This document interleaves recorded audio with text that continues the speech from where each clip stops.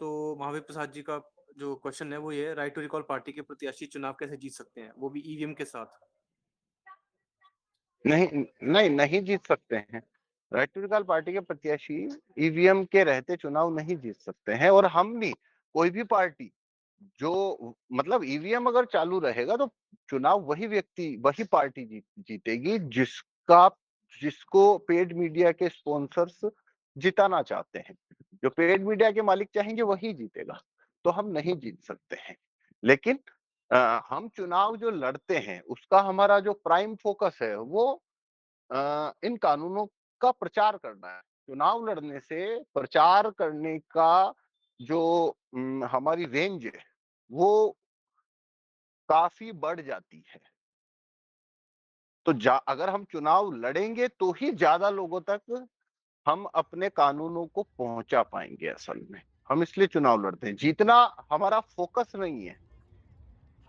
मतलब ऐसा नहीं है हम जीतना नहीं चाहते, पर वो हमारा प्राइम गोल नहीं है। अभी हम उस अवस्था में नहीं है कि हम ये बात करें कि हम चुनाव कैसे जीत सकते हैं।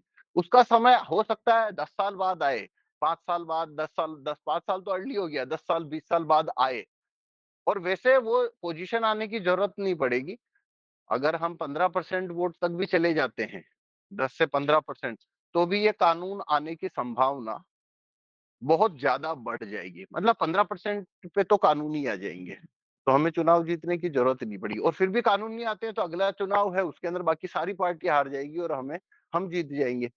तो हमारा टारगेट कानूनों को कानून लाना है असल में। और चुनाव लड़ना मास मूवमेंट खड़ा करने का सबसे ताकतवर तरीका है।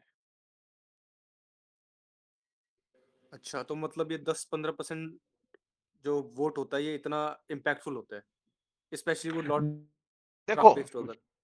दे, देखो जो पार्टी सरकार बनाती है और जो रनर अप पार्टी होती है, यानी जिसको पछाड़ उसने सरकार बनाई, उनके बीच का गैप होता है ये 10%, 10-12% है, मैक्सिमम 15%। उस गैप से ही सरकार खड़ी हो जाती है। मतलब जिस पार्टी को 300 सीटें आएगी उसे मान लो 40% वोट आएगा या 38% वोट आएगा। तो जिस पार्टी को 100 125 सीट आएगी उसको उनसे 12-13% वोट ही कम आएगा। मतलब 28% 27% उनको भी वोट आएगा। तो ये अगर कोई ऐसी पार्टी है जो कि ऐसे मुद्दे को लेकर लड़ रही है जो 12-15% वोट लेके जाती है, तो वो पार्टियां जो कॉम्पिटिटिव पार्टियां है, दो जो चुनाव में है, वो लोगों पे ये प्रेशर पड़ता है कि अगर हम ये मुद्दे को उठाते हैं तो हमें ये 12-15% वोट मिल जाएगा तो हम सत्ता में आ सकते हैं, वरना तो हम हारने वाले हैं। तो ये जो इस वजह से समीकरण बदल जाता है और उनपे वो निर्णायक दबाव बन जाता है। पहला कारण। दूसरा कारण है 15% बहुत बड़ा वोट होता है।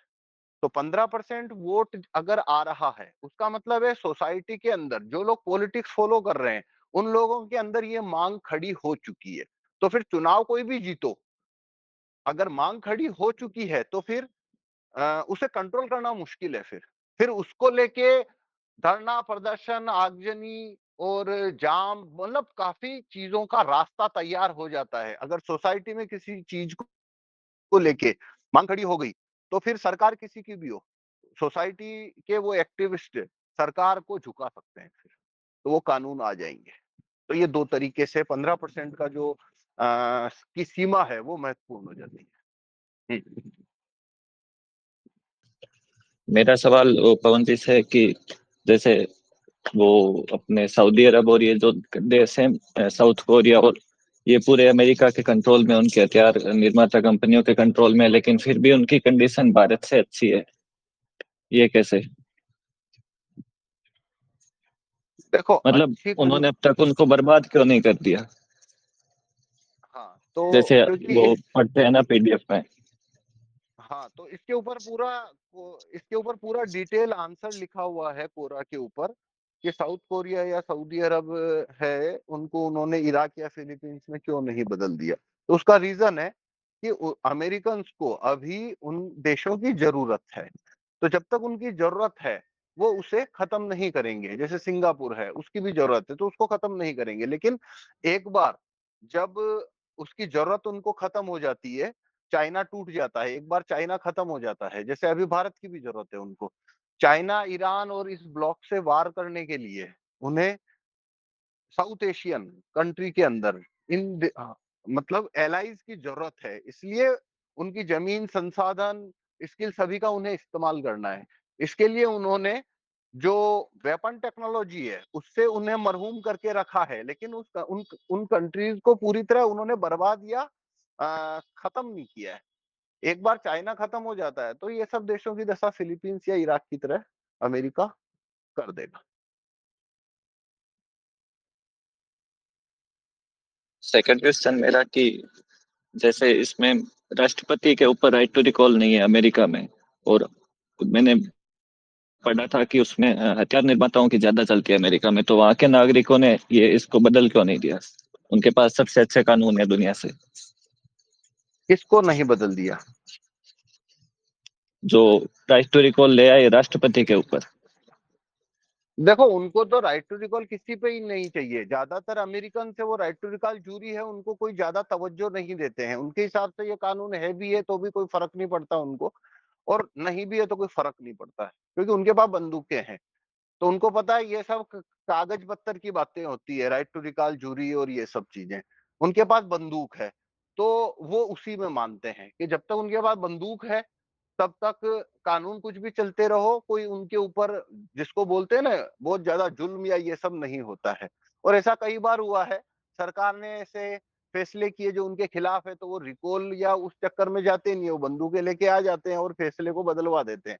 200-500 लोग बंदूकें लेके आएंगे, सरकार का फैसला बदलवा के चले जाएंगे। पूरे स्टेट को हिलाने के लिए रिकॉल करने की क्या जरूरत है? मतलब मैं उनकी मान्यता या उनका वे ऑफ थिंकिंग बता रहा हूँ, पहली बात।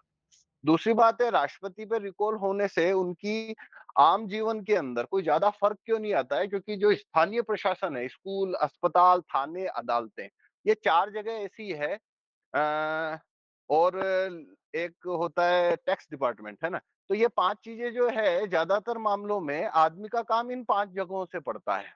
तो यहाँ पे जो लोकल एडमिनिस्ट्रेशन होता है, उसमें जूरी, रेफरेंडम, रिकॉल, ये तीनों कानून है उनके पास।